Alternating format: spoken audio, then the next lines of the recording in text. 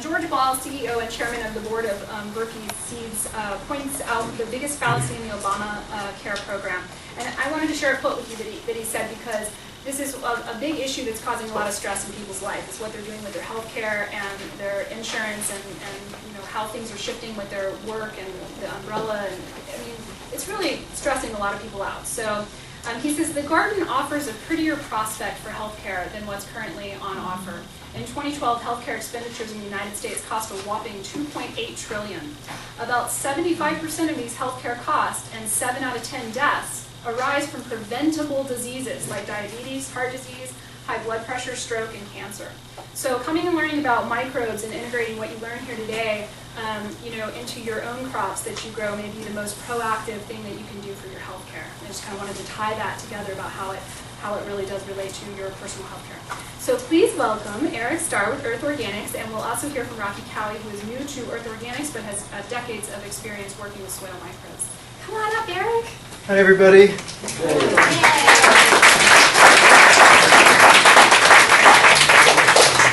Like Summer said, my name is Eric Starr. I'm one of the founders of an organization called Earth Organic. And we basically work with some of the largest organic and non-organic farms in the state of California, and more recently Oregon and Arizona. And we basically have a suite of microbial products. And Rocky and I were debating whether or not earlier today we could call it a fertilizer. We do call it a fertilizer, but by some standards people may not call it a fertilizer. But it acts very much like a fertilizer in the sense that it grows the crap out of plants. And it creates very happy plants.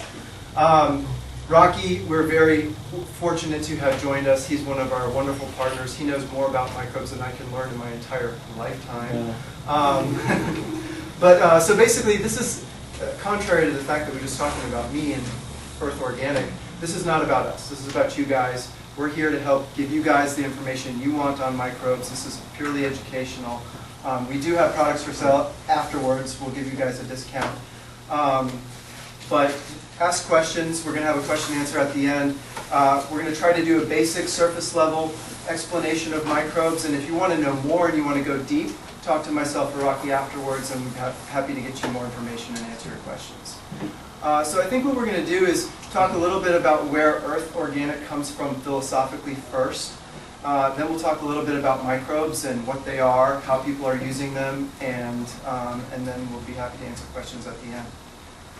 So philosophically, we believe that mankind only understands a small sliver of how the universe and its life force works.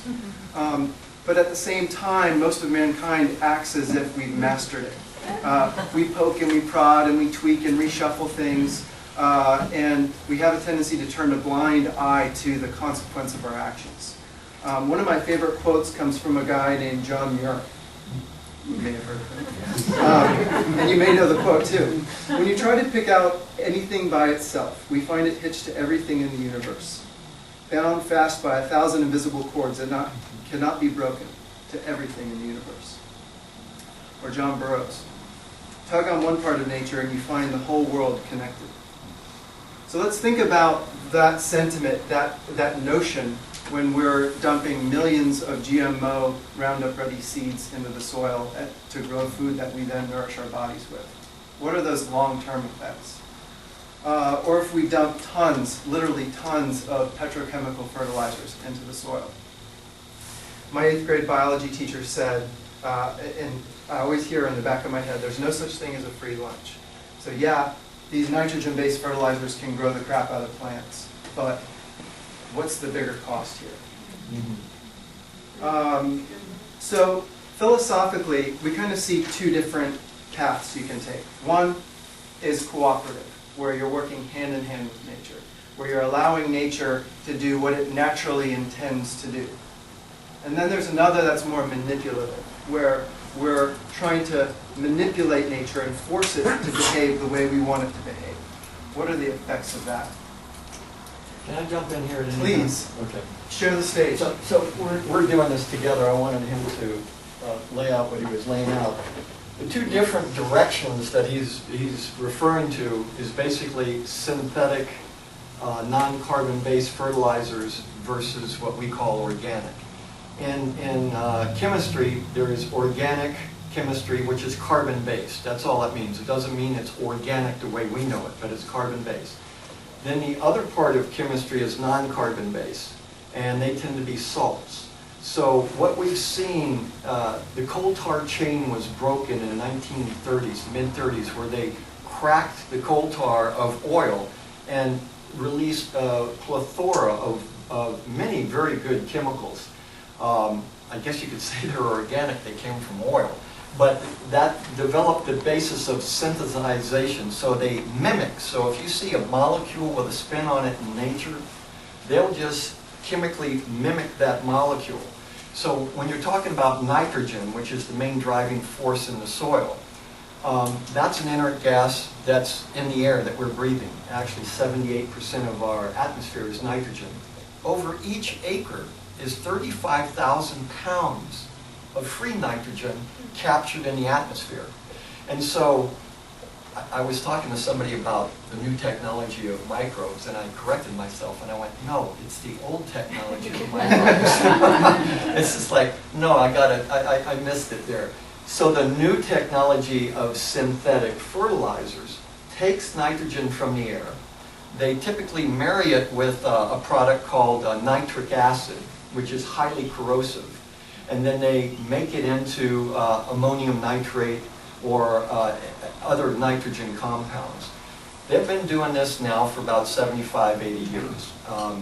Typically, the last large farm in America was totally chemical by the mid-50s. So the two paths are now coming back around because agriculture is starting to look like, wait, I put in more money this year than I did last year. I have to use more product because the soil isn't responding, and I get less of a yield. What am I doing wrong? So they're starting to ask that question. Now, we're talking about the 35,000 pounds of nitrogen. That can be fixed. 90 pounds per acre per year can be fixed for free in all of our soils with the addition of the microbes. And the microbes do the fixing. They actually have the ability to lock onto it, but they need one thing. They need a carbon source. So, back to the other side that was used in synthetics. The oxidative force that these chemicals have in the soil, they violently oxidize organic compounds. So when you drive through the San Joaquin Valley and you see fields that can no longer really raise crops or even weeds, and you take a soil sample and you find out it's less than 0.5% of organic matter, what's happened, you can pour all the chemicals you want on there. They cannot get to the root hair.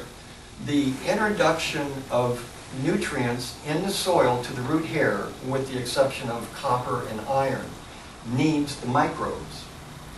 You can jump in here at any time because if you get me going. Well, I just want to jump in real fast here. It's easy to have a lot of hate for big ag. Big ag honestly is not sustainable. But that's a whole other topic. We won't even go there. Big ag exists and we need it for the time being because we don't have another infrastructure to feed ourselves. These poor farmers, even these big ag farmers on these big farms, don't hate them. They have been forced into this position essentially. They are growers at heart and they're not chemists, but they've been beaten up year after year by these chemical companies and forced to buy more and buy more. And I have this problem. Well, here's a fix for this problem.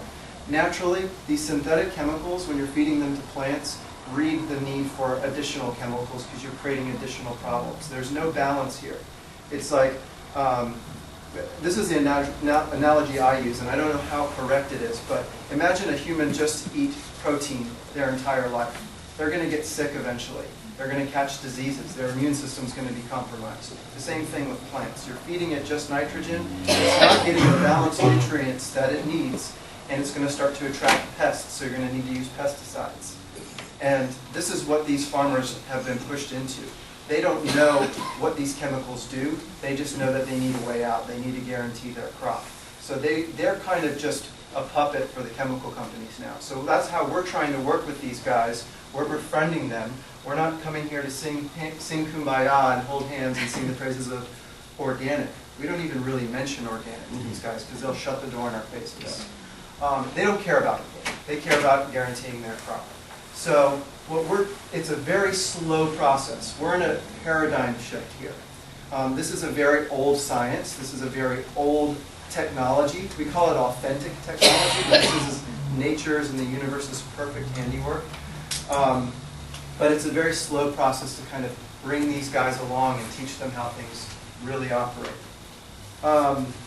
So we call this biomimicry versus biomanipulation. Biomanipulation thinks that you can take what the universe has already given us and improve on it and perfect it, because it's not perfect already. Biomimicry honors the fact that we haven't figured it all out yet, but we do have some understanding of it. And what we're doing is we're giving nature the tools to do what it wants to do already. And this, we already know, doesn't have a longer, unknown, far-reaching effect of unknown variables that could haunt us in the future. This we know does. So what he was saying about the farmers, they were told, we moved from an agricultural agrarian society. Keep in mind, up till 1900, about 90% of the people lived on the land one way or the other. We had big cities, but they were dwarfed by the rural countryside. Now we have 4% of Americans. This is old information too. And by the way, this is an interactive discussion. Anybody can pipe in at any time. There's a lot of intelligence here. And if you've got something to say, please raise your hand and let's share that. But we are now down to 4% of the agricultural community supports the other 96. And we moved from agricultural to big ag. And that's when the farmers were told, you got to get big or get out. And that's when all the big tractors came in and all the chemicals. As of 1988, there's 44,000 EPA registered pesticides in the United States. Why do they need so many? Because when you use something in 1 or 2 or 3 or 4 generations, those bugs become dormant or resistant to the very applications. So when we look into the soil, everybody might recognize this as a probiotic pill, okay? So if you've ever taken probiotics, you know, Jarrow or any of the other companies, 20 or 30 billion microbes in this little capsule. When we take it and it hits our gut, we're going to lose some because of the acidic condition of the gut, but when it gets into the intestines, it inoculates itself and it blooms. That's what happens in the soil. We drink wine, we drink beer, we eat McClevin's kraut. All of these are fermented foods. And the relationship that we have with ferments is phenomenal. I just heard recently that for every 1 cell in the human body, we have 10 cells of bacteria in the same human body. So what that's really saying is, I'm walking around with a 10-to-1 ratio and I'm losing. I'm only 1%. I'm only one part of that 10. The symbiotic relationship is going on in our gut. Our immune system, the greatest part of our immune system is from here to here. 65 to 84% of our immune system is right in here, and it relies on microbes, the same type of microbes. You might recognize some of this list of characters of the microbes of Lactobacillus acidophilus, bifidum, vulgaris, longum. These are all in the soil. These are all in us. So when we're talking about going down into the earth, how do we remediate toxic soil buildup, salts that are excessive, even GMOs? That wonderful guy that came here, Howard Vlieger. He said, because I asked him this question, he said that within 2 or 3 years, the natural soil microbes can remediate the effects of GMO and break it down. Now, this does not say that it saves the animal or the people that have already been infested. But left alone, no, it was glyphosate. Yes, glyphosate. Okay, that's what he was saying on glyphosate. So nature has a way of addressing the situation, and it is through the microbes. But there is a link that's called bioavailability. When we eat a food, are we getting 100% of the use of that food? No. A chicken who eats their grain, which came from nitrogen, which produced the corn, which is now protein, which is fed to the bird, which comes out the back door as nitrogen. 85% of what that bird eats goes out the back door. Same thing with cows, not that high. Pork, everything has a diminished return. The microbes pre-digest all of these different fermented foods, so now we get an increased total digestible nutrients. Is everybody familiar with the term bioavailability? Does anybody know what insulin is in the body and how it works? Okay. Insulin's a hormone produced by the pancreas. When we eat sugar, if we don't have the proper amount of insulin in our body, it doesn't get introduced to the cell. So right here, what we have going on is we eat a sugar product, simple or complex carbohydrate. It turns into glucose. Glucose cannot get into the inner cellular structure. This is the vessel, the blood vessel. This is called intervascular. Bioavailability means that insulin, the pancreas reads sugar's being digested, produces insulin. Insulin is a matchmaker. It just introduces glucose to the cell, knocks on the door, and says, hey, I got somebody that you need to meet because it'll produce the energy for the cell. That's what insulin does. Bioflavonoids does the same thing for vitamin C. If you eat vitamin C, ascorbic acid by itself, it goes intervascular. So here's vitamin C, but it's not getting into the cell because it needs bioflavonoid. So when we're talking bioavailable, it is how do we get what's in the soil? How do we get what's in the plant? How do we get what's on the table to do the best job for us? And that's what microbes do. Right, and contrary to conventional thinking, you just add more. If the plant's not getting enough, add more nitrogen. So what you end up having is over-nitrification of the soil. We have a couple of farms in the San Joaquin Valley, to remain unnamed because this is confidential right now, but there's a large river going through. And all of the runoff from these farms ends up in this river, and it's become a huge problem. And water is scarce also in the San Joaquin Valley. And so what they've been doing is trying to recycle their water. But that's not bode very well for them because this water that they're trying to recycle is full of toxic chemicals. So originally, the product that we have, that we currently use as a fertilizer, our scientist, we call him Doc, Doc created this he created this product as a tool to remediate the toxicity of soils. These microbes get in and they break down these toxic chemicals that have become latent in the soils. And nobody was buying it. Who wants to remediate the soil? So he made it into a fertilizer. And now people are starting to buy it. But what's wonderful about it is at the same time that it's growing these plants, it's also remediating the toxicity of the soil. So we've been doing this study. It's been 6 years now, and we've repeated it 3 times, where we've added the fertilizer to the water source after the farm and remediated the toxicity of that water entirely. So not only can this remediate runoff, but it can remediate legacy issues from the over-dumping of chemicals on these farms. And that's just how microbes work. They take any sort of complex matter and they break them down, they digest it and break it down into its most basic particles. And their main food is organic matter, carbon. Yep. So let's talk a little bit about that. So if you're a farmer or a gardener or even flowers or whatever, when you feed, even using chemical, we're not here to tell a person what to do or not to do. We're just sharing information. If we use synthetic chemicals, artificial fertilizers, we have to be aware that we're dealing with an oxidative force in the soil. What's happening in the San Joaquin Valley is happening all over. We used to have 7 foot of topsoil in the Great Plains states, and now, what are we down to, a foot? Mainly that we're talking topsoil is about this layer now. And then you can see it nice, rich and brown, and then it goes into the other soil structures because the organic matter tends to be up on the top. If we put down chemicals, if you all put down chemicals, understand the forces that are happening.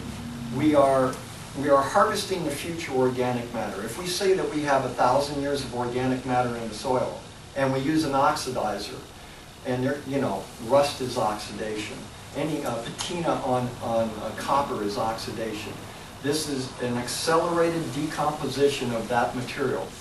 When you put those salts in, we have harvested the topsoil and the organic matter to the point where it can no longer sustain life.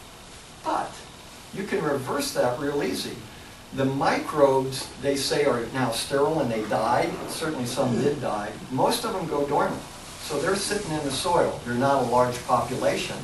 But by the addition of compost, now we're talking about not just lawn clippings that haven't broken down, because if you put bark dust or sawdust or straw in the soil, it's going to rob nitrogen to try to break that down to the compost, so it's actually going to hurt you in the short term. But if you can pre-compost it and you turn that in and then you inoculate it with soil microbes, you can turn around something in one planting season. And that's what goes on in the soil like this.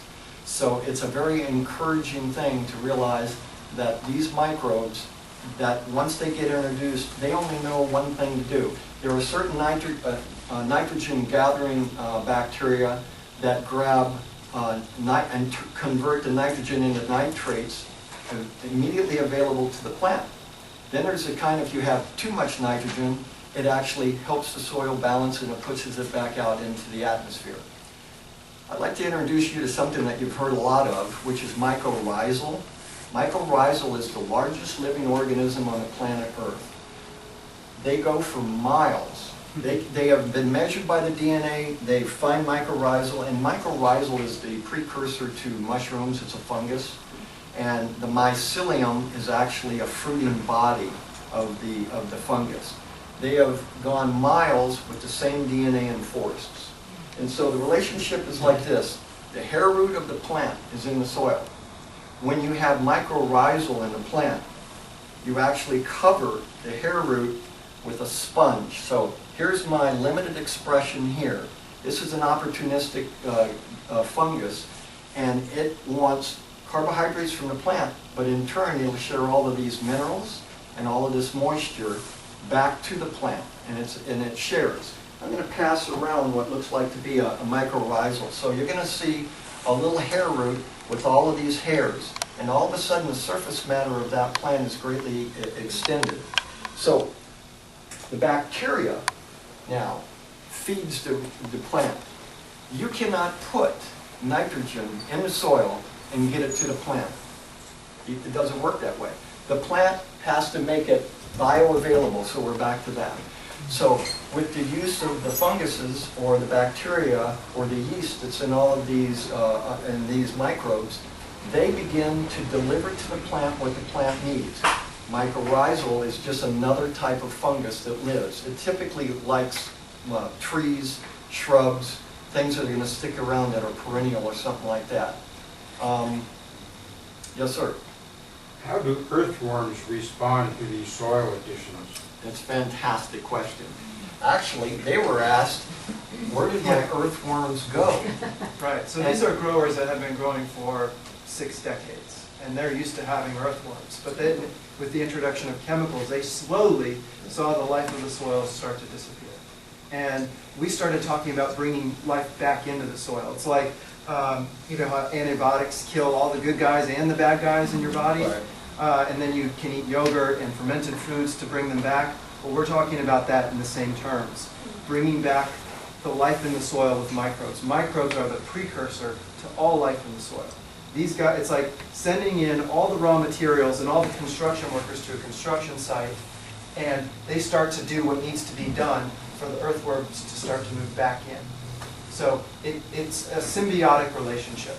Just like microbes in the gut form a symbiotic relationship with your body, microbes in the soil form a symbiotic relationship with the root structure and the surrounding area.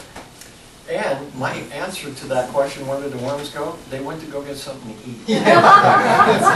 That's just what they did. Yeah. Because once the organic matter leaves, that's what they eat is organic matter.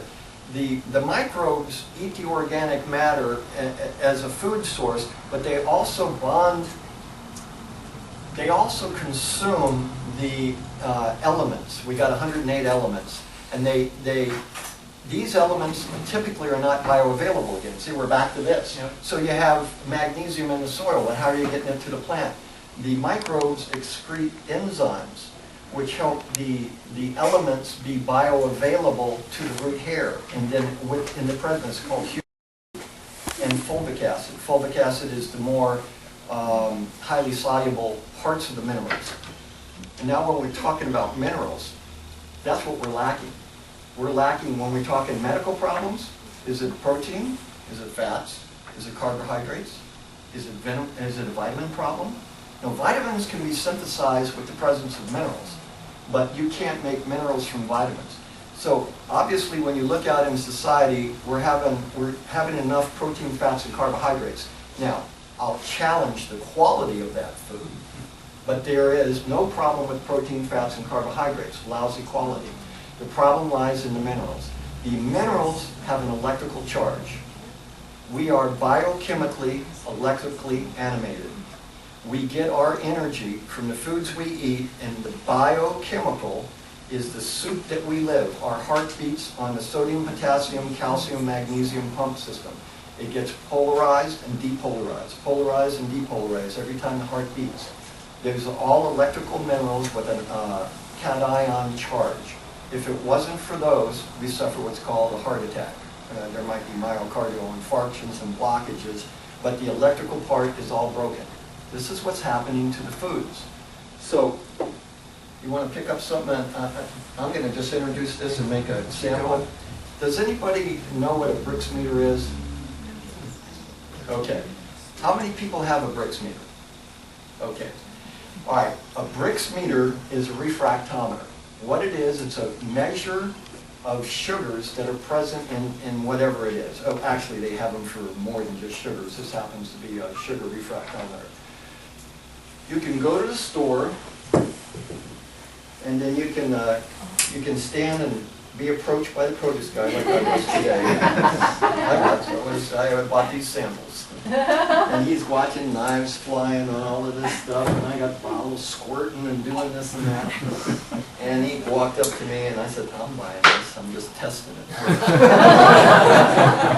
So, what you do is you take anything, green bean, and you can do grass out in the field, and you can test any product that you can get juice on.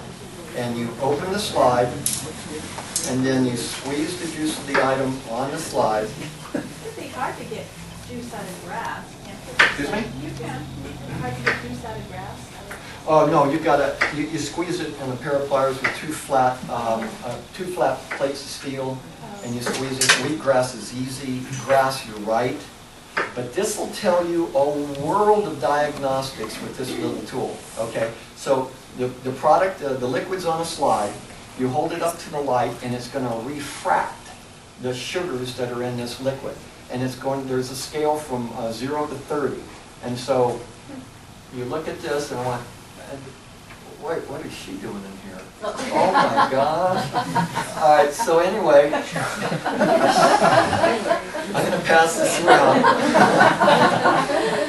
So you're going to see blue line up top and a white line.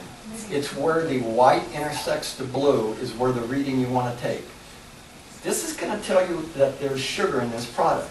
But how did the sugar get there? The sugar got there because of the minerals. The minerals in a plant is a direct representation and manifested by sugar. What does that mean to the plant and bugs? Bugs don't have a pancreas. They can't produce insulin. And also arachnoids, spiders, don't have a pancreas. When they land on a plant that is high sugar, and if they try to eat it, they get sick. They're actually feeling a frequency when they land on it. I've heard responses that the bugs just fall to the ground, walk, and then fly away. We're talking frequency now. The sunlight that's coming in is electromagnetic. We are all electromagnetic. The universe in its orbit is electromagnetic. Our Earth's magnetic field is electromagnetic. That chair is electromagnetic. The chemical fertilizers are electromagnetic. So what this thing is reading is, actually the sugar reading is a byproduct. The lower the reading, the lower the minerals. The lower the minerals, the lower the organic matter. The lower the organic matter, the lower the microbes. And that's where we, like salmon, we're swimming upstream. So I'm going to pass this around. Question. Yes, sir. How much does a Brix meter cost and where do we get it? Okay, I bought this 25 years ago. This is a laboratory grade made in Japan for $175 25 years ago. Don't gasp. China, one of the wonderful, I call China an OTD, out the door manufacturer. You buy something and you just get out the door before it breaks down. So you can buy refractometers on the internet for $25, $35. I would encourage you, if you're going to use that, because a good, and this is an ATC, automatic temperature compensated refractometer, so when you put something in, it automatically adjusts for the temperature of it. So you go online, and it's called Brix, B-R-I-X, refractometer, R-E-F-R-A-C-T-O-M-E-T-E-R, I think. You can also check on the Weston Price website, which is westonaprice.org, and they've got some references to Brix readings and some articles in there that you might find interesting. So you can, now here's a chart. So how do we grade this? So right there, that was, what's the reading there, Ira? 14? 15 apples. Poor is 6, average is 10, good is 14, excellence 18. Remember, the higher the number, the higher the sugar. Now, what are we tasting when we taste this? Is it just sugar? What about the bioflavonoids? What about the mouthfeel? What about the fact that it can stand on a shelf for 2 or 3 weeks compared to the sprayed chemical, pretty looking? That's one of the things American agriculture has. We're beauty oriented, but we're not quality oriented. So this thing will be able to identify, and with these charts you can go into any grocery store or you could go to any farmer's market. And so when you're walking into farmer's market, you got all this cornucopia of food, just squeeze the green bean, hold it up, go to the next guy, squeeze it. Now you know exactly what you're buying. Yes, you'll look like a fruitcake, like I am. But what are we doing? We're eating for a reason, and that reason is nutrition. Now we change our frequency with the food we eat. When we increase the mineral content, we're changing the frequency. That's why it stores. A Big Mac, see now here's the anomaly. A Big Mac will store for 2 or 3 years. Nothing wants it. If you've seen Super Size Me, there it is. 2 years later, there it is. So have you done some comparisons then of organic versus conventional versus genetically engineered crops? Oh, I'm so glad you asked. My lovely assistant is over there preparing a taste test for you. I would like you to tell me when it goes around, after it goes around, which one did you prefer? And then we'll look at the chart, and then we'll tell you the readings of this apples. These are 2 apples. Both of them are Granny Smith. One of them, and there's no GMO apples yet, but one of them is conventional, and the other one is organic. And there was a question? Yeah. Rocky, how does the sugar reading, the Brix scale, equate to nutrients? Okay. Vitamins can be synthesized by the body with minerals. All right? So we can increase the value of what we're eating if what we're eating has bioavailable minerals. Let me give you a mineral that we've probably been introduced to, calcium carbonate, which we take for osteoporosis. Talk about bad stats. So the chicken loses 85% out the back door. We lose 98% of calcium carbonate. Why? It's not bioavailable. It's not being introduced to the cell. But calcium citrate, we could do that. But it's not easy to make like calcium carbonate.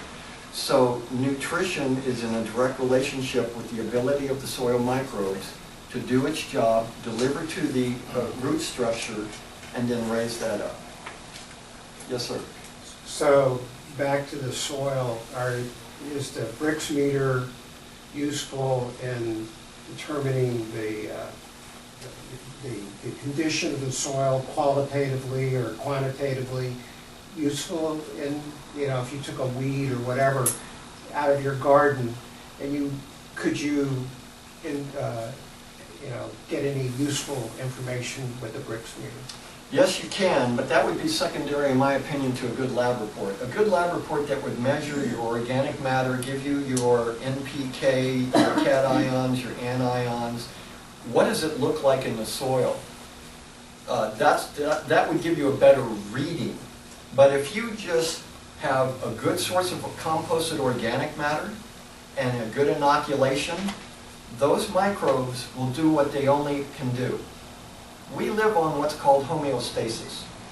If you tie one on Friday night and you feel like a dog on Saturday morning, your body only knows one thing. It wants to detox the alcohol. The headache is a byproduct of the alcohol, and of course they say the millions of dead brain cells. but the body knows homeostasis. It wants to get back there. That's all it knows. That's the default setting. Same thing with the soil. The microbes only know, bring on nitrogen. Too much nitrogen, let it go. Break down these minerals. Make them available to the root hair. Yes? A couple of little comments and questions. I had, a number of years ago, I was reading something that a farmer wrote about the Brix meter, and he said, yes, it measures sugar, but he felt that it really was an indicator of so much more. It was like the life force, and you know, the total health of the whatever it is you're looking at, the grass or the apple. That's why you're looking at this. That is why you're looking at it. Yeah, that's why I was saying, it's not just sugar. Right. Okay. Swim downstream and swim upstream with the whole thing. Sugar represents minerals. Minerals represent the organic matter. The organic matter represents the microbes. And microbes represents the life. And then, I have a couple more things to ask. And also, just as you were talking about the carbon feeding all the bacteria and fungi and stuff, I thought of like prebiotics that we've heard more of in the last few years too, the importance of consuming prebiotics in the human body, and sort of thinking that's the same thing that the carbon acts as, or compost. It's a prebiotic for the soil, kind of.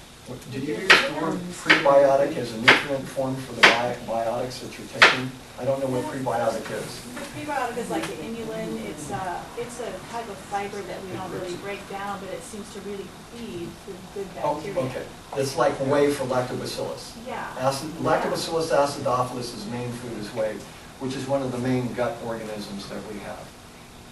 Okay. So does that sound kind of like a comparison? Well, this is what I was talking with Eric earlier. So we were looking at the values here that the literature says it's a fertilizer, and I said, well, at 1%, so the product that Earth sells, in one of them, has 1% nitrogen.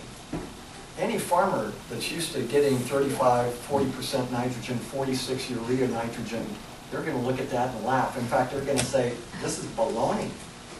It's, to me, and I need to talk to Doc, who's the PhD, I need to get with him on this. To me, it's a food, so you said prebiotic. Prebiotic. Yeah. To me, that's what that is a food source. Yes, it's available for the plant, but at 1%, the plant's going to need much more than that. But here's what it does. It now brings 90 pounds per acre out of the sky. You get 6 pounds per acre with lightning and rain. You get other percentages with other factors. So we can get about 100 pounds per acre per year. Well, of course, it would have to be so. How did we exist before we had petrochemicals? It was all done naturally. Yes, ma'am. No, you. Okay. All right, so I'm a cheesemaker. Cheesemaking whey, it has a high BOD, high biological oxidation demand, when it goes into a water source. So you have to be careful how you dispose of it or use it. But it also has a lot of bacteria and other nutrients. Do you have any information on spraying it on land, using it in addition to anything? I know, organic grape growers will use it as a fungicide in place of sulfur. You're talking whey? Yes. Okay. My soil, I'm going to get into a little bit of my agricultural practices now. My soil, average Jackson County is 2 to 3%, which is pretty darn good. My soil is 10.34% in my last test. Before that, it was 9.5%, so I'm going up. There is a limit of a good thing, and I don't know what it is, but I've heard that if you get too much organic matter, you can have a problem with lockout of nutrients. I don't understand how that works. I've read it. I've seen weeds grow in a compost pile very healthily, and that's by definition 100% organic matter, so I don't understand that. One of the methods that I use to build the organic matter is I fertilize with raw milk. Has to be raw. Yeah, that's very different from whey, though. It is, yeah, but there is whey in milk. Okay, you know better than me. What percentage of whey is in raw milk? Well, see, that's a contradictory term for Oh, a because of the cream. cheesemaker, because there's no whey until you remove the solids. So if you're talking about the watery portion and lactose, that once the cheese making process is partway through, you know, all everything's different. So to me, I as 40%, 30%? that's not a term you would ever describe as Okay, milk I'm being just trying partly to whey. shoot from the hip here. If you're talking about water, you'd say 80, 90%, Okay. depending on the 90%. solids of Okay, the got it. milk. I got it. Yeah. But for the cheesemaker, whey is the whey proteins that I'll be. And we need that. That's the fertilizer. So back to building Okay. up the soil. I've used seaweed, kelp, chicken manure, calcium sulfate, both a positive and negative ion in the same deal. Now we're opening the door. There's 3 major classifications of nutrients for the soil. Chemical salts are water soluble and available. Organic matter is not water soluble and available. And then rock powders, calcium carbonate, calcium sulfate, limestone, dolomite, all of those are not water soluble and are not available. And what does this mean? A chemical salt you put in the ground, you hit it with water, it's available. That's the boost that all the farmers want for their corn. But then when a rainstorm comes, it washes it away. Water soluble and available. When you use compost, the nutrients are stabilized in the compost by the bug bodies. The bug bodies eat all of this nitrogen and ammonia and all of this conversion. When they die, it's trapped up in their body. So it's not water soluble, but it's readily available because it's in a form that the other microbes in the soil recognize.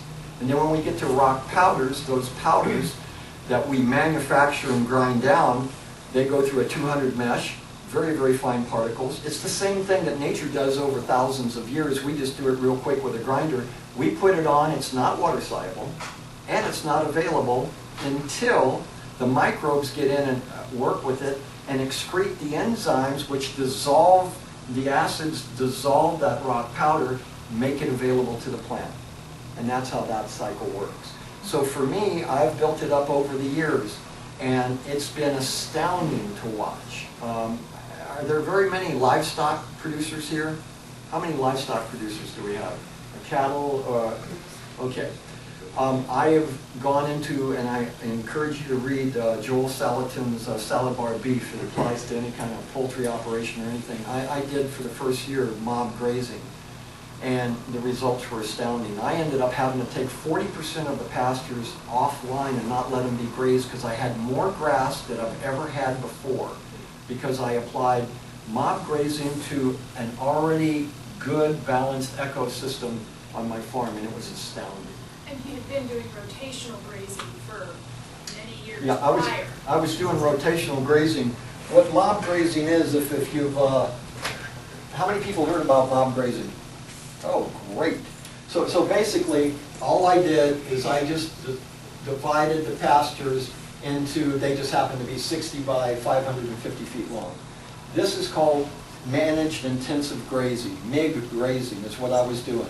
I'd turn a herd in there for 3 to 5 days, and they would eat this all up. But what do they do when they're getting into the pasture? The first thing they do is they walk around the borders of the pasture to find out their limits. You know, that's what they got to do, and they check it out, and they do a good job. Then they go, wow, this is what we got to eat, and then they start hitting their favorite plants. Leaving everything else. They're just like kids. They won't eat the peas and the broccoli until later. They're going to eat the ice cream and the cookies first. And so they're walking around eating their ice cream and cookies. Once that's all done, now they have to go to the next stage that they like. And then they do that. And by day 2 or day 3, in the right time of the year, their primary favorites are emerging again. And they're about this tall, and they hit it again. And they hit it again. The whole time they're trampling the whole And this was the best of the best when I instituted it. MIG grazing was everything. So mob grazing takes the same pasture, and now we limit the herd to this much. So they walk in, and in 2 minutes, they don't have to walk. They go like this. That's it. I better get to work. So my concentration level, the average concentration level of cattle in Jackson County is 1.25 head per acre. I was putting 4 head per acre. And when the guys came out here to pick up the bull that I read, and I'm sharing this with them, they could not believe the results. So in one day, this herd can't trample anything. We have a fence here. They eat the first 2 hours, they do the same thing. They eat all their favorites. They look around, then they get their secondaries. Then they get their thirdaries, and then they get the weeds.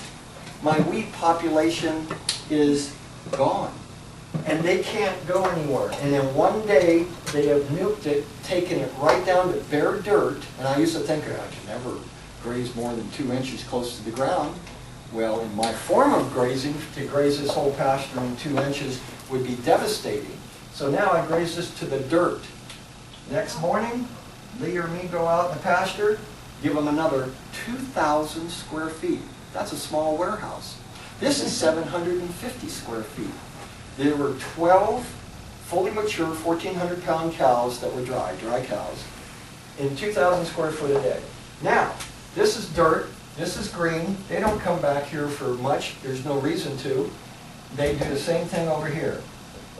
And then pretty soon after day 3, we're going to follow them with a back fence, because what we found out is by the time they got to the end of this in 2 weeks, this was already grazable, because it got hit one time, trampled for 1 day, and it was over. And then the rest of the pasture healed up. The results were astounding. This is mob grazing. It's one of the chapters in Joel Salatin's Salad Bar Beef. You can apply it to any livestock, poultry operation, rabbit, or anything like that. Totally fantastic. This mimics what nature used to do in the Great Plains with buffalo. Rocky, might it be a good time to pass around the samples? Okay, so here we go. We have a sample. You take one of each and then pass it around real quick. And then when you sample it, taste it, and then kind of clean your mouth a little bit when you're done, so you can taste the other one. And remember which one that you like. So there's an A or a B on this. There's toothpicks there. Use toothpicks, stab it, and pass it around. So, Rocky, as you've been checking the Brix level of these various things, do you find that you're developing more of an intuitive sense now, like when you handle? I don't have to check Brix too much You can tell anymore. now. I watch the cattle, and we watch the pastures. When we walk the pastures together, we feel the vibration. I'm working with a new apprentice. He's his second year. He's been there 2 years. It's Lee in the back. He does a phenomenal job of learning, and he is getting the feel. So in 2 years, the first year is fill in the blanks. The second year, he's going, wow. Last year was the first year both of us experienced mob grazing. And he's going, whoa. And I'm doing the same thing. It's quite amazing. Yes, Steve? Yeah. If you load up your soil with lots of compost and, the green sand, the rock phosphate, and all the rest of these things over a period of time, say years, will it inoculate itself? Will that all come around? Of course. Of course. Those microbes are there. What we're doing, what Doc has, the gentleman that developed this, what he has blended together, I'm just going to read you a little bit of what it is. So these are specified, these are specific microbes for the soil to do certain things. Fungal proteinase hydrolyzes proteins. Acid proteinase hydrolyzes proteins. Glucoamylase hydrolyzes starch. Amylase hydrolyzes starch. Lipase hydrolyzes triglyceride. Cellulase breaks down cellulose. In grass, you have cellulose and lignin. And as the plant goes to the stages of growing, actually any plant, and not just grass, any plant goes to the stages of growing, when it's in its vegetative stage, it's the highest amount of protein. When it goes into the seed stage, it goes out of protein into carbohydrates to make a seed head. By the time it makes a full seed head, It has to strengthen the walls of the grass or the organism with cellulose and lignin so that when the wind blows, it can return and not just fall over.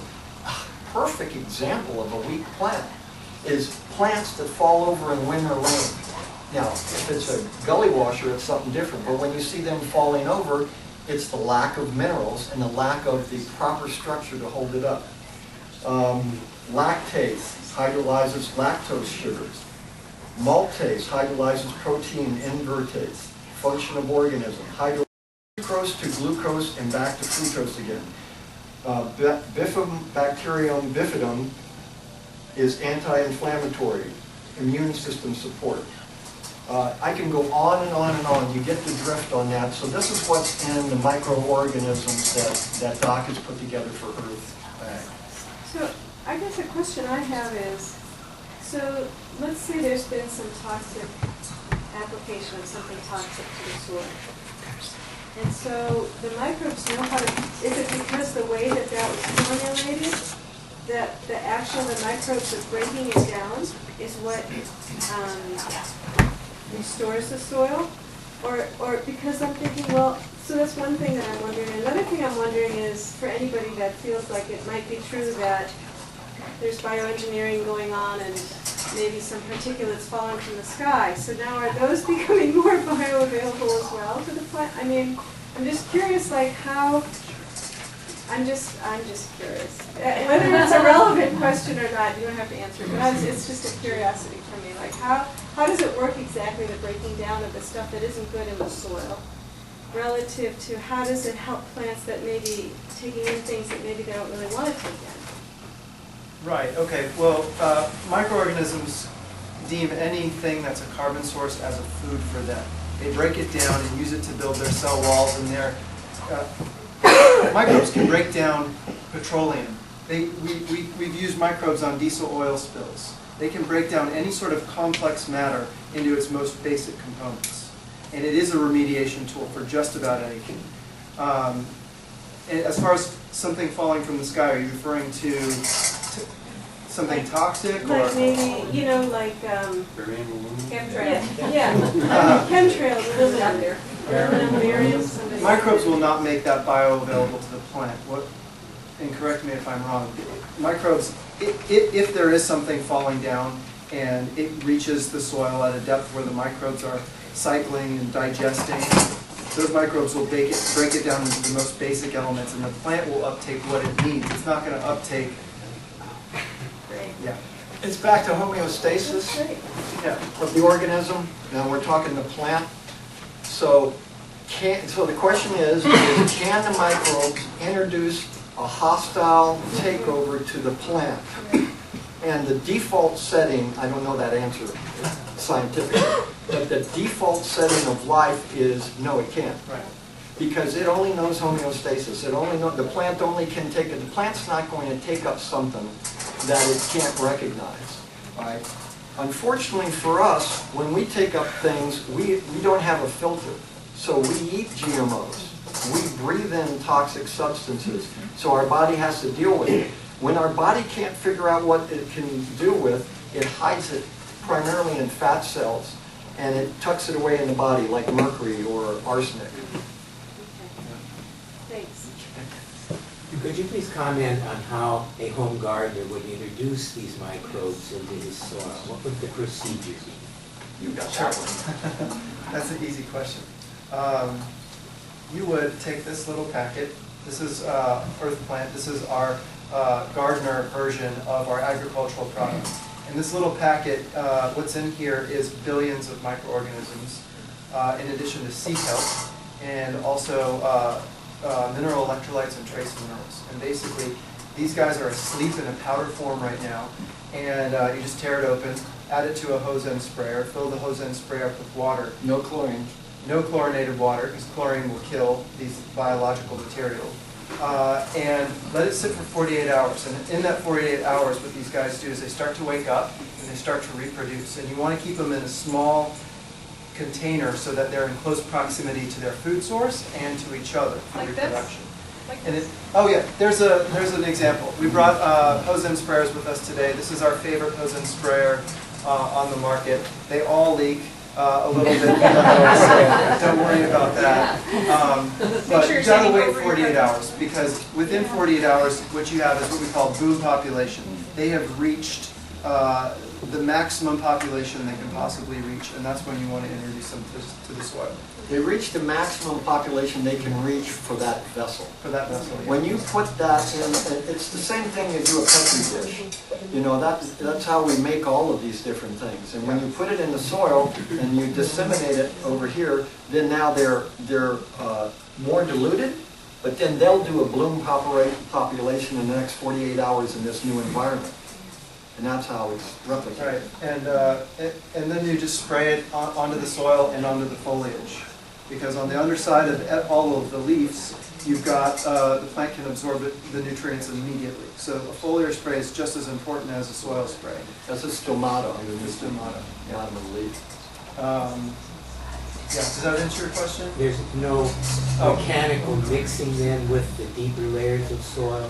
Okay, so what you're going to do is, first you're going to spray the soil, and then you're going to irrigate, you're going to water so it soaks down deep into the root structure.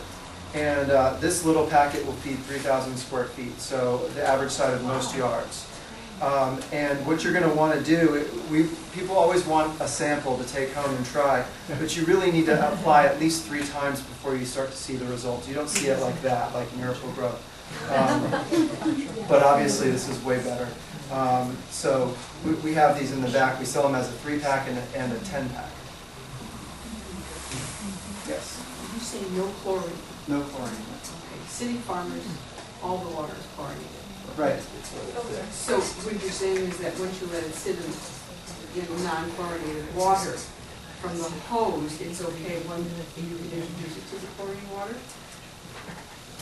Okay, so for people who can't get away from chlorinated water, this is what we recommend. Most faucets have an aerator on them.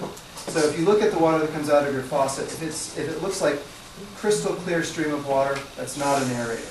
If it's like a frosted look of water, it's putting air into the water at the same time. And what that does is it helps the chlorine off gas immediately. There's still going to be some chlorine in what comes out, but you'll be safe enough to use this product. You don't want to use a hose because a hose doesn't have aerator on it. No, I realized that you said this to go through the process, but I was going to say it's a Oh, after. Okay, so when you're actually using the hose through the hose end sprayer to activate, you're right, there is chlorine in that, but it's okay because your population of microbes is already at a boom population. And you don't want to kill them right off the into bat. the air and let it come down. Chlorine gas is very unstable. It's another oxidizer. Yeah. It's very unstable. So if you can get it up into the air and it gets diffused, it's going to release itself, not all of it, of course. Then it hits the ground, but like you pointed out, you've got a population now that is migrating, and it's doing what cheese and sauerkraut and everything does. Yeah. So I have a comment and a question. One is you've been talking about the nutritional value of food, whether it's there or not. And one of the things that Howard Leger had talked about, and it's really hitting the news in terms of genetically engineered foods, is that glyphosate, which is what's used with the Roundup, is used with genetically engineered. It chelates the minerals. So that's one of the reasons that the animals and the people are having such nutritional problems now, is because the glyphosate chelates the minerals, which means it binds it up, so it's not available. So this bioavailability thing we're talking about is exactly related to genetically engineering. But my question is, I'm sitting here and I know about this much about biodynamics. I mean, like literally this much. But I mean, this sounds like, instead of putting the cow manure in the cow horn and burying it and getting the microbes to proliferate, and then you put this much in your. Devin can talk a lot more about it than I can, but I mean, and then you're talking about the microbes just.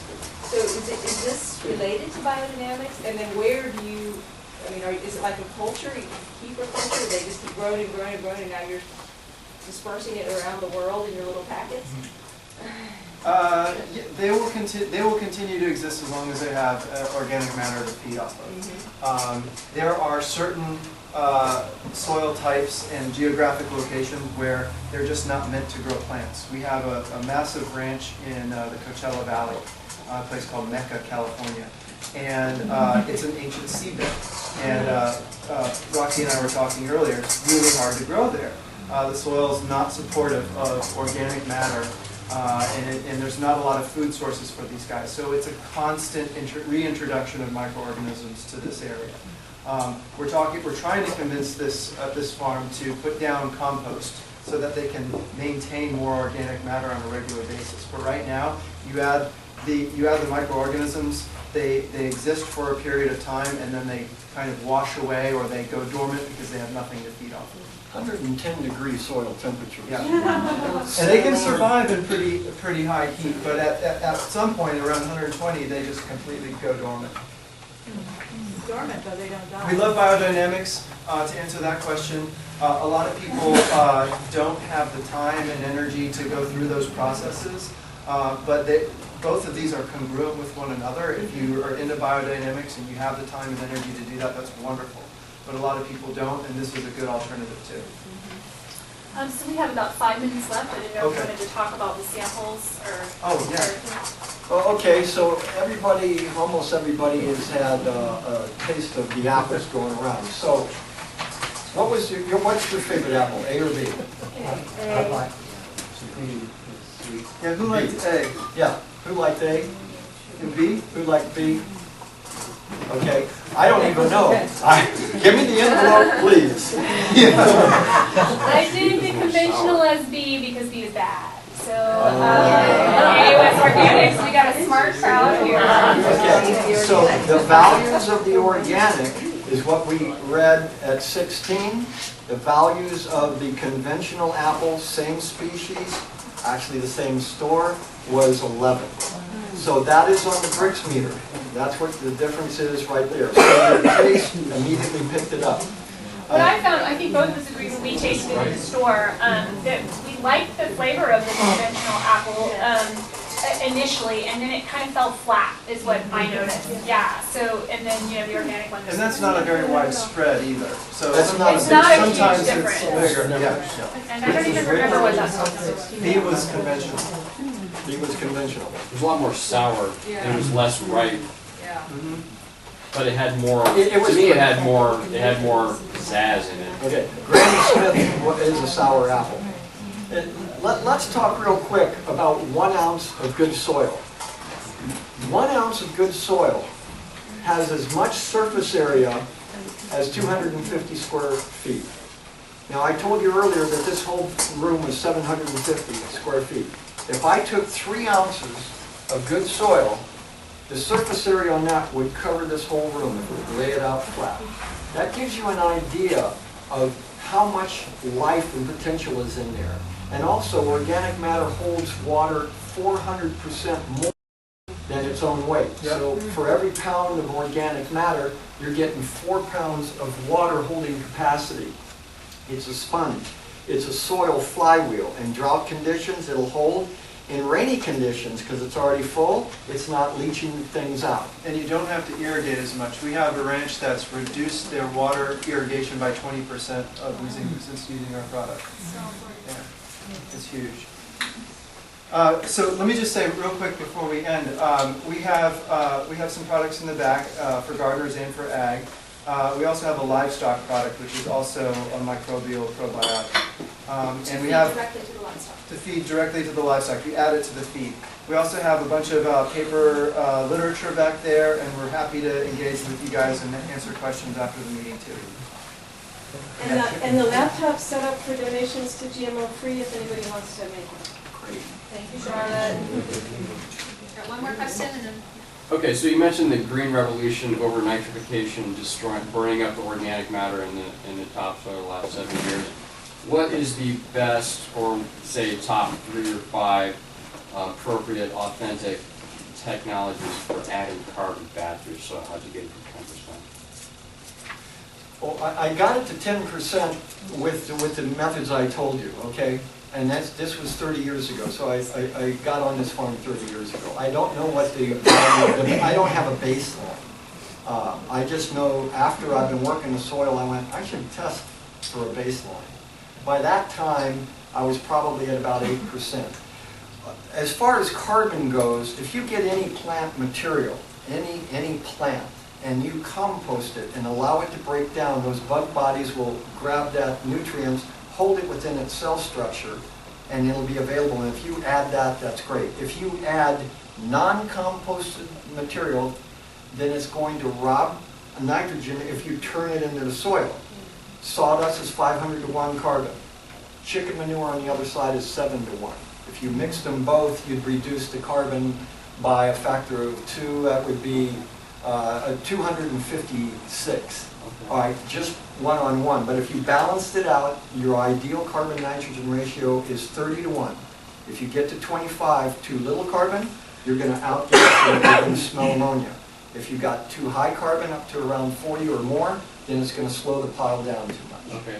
I guess I'll also sort of answer my question a little bit, or add to that and say, if you first make alcohol out of it, get the free solar energy to boost to run your farm, get your town back, and then feed it to your animals, and then compost it. Okay, by taking energy in any form, nitrogen, alcohol, you're already stripping off whatever is making that alcohol. You're not stripping minerals out. All that minerals stays down. All the carbon goes back into the sky after you burn that liquid solar energy. Right. Do you do that?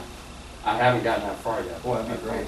Alcohol energy, yeah. David Bloom, alcohol to be Bloom distillation. Okay, so we have some car keys that we left in the bathroom. Somebody's missing them. You'll know it soon. Somebody's not going home.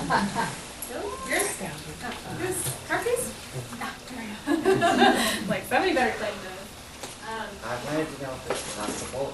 I heard Rocky say that it can actually sequester, your body can sequester things.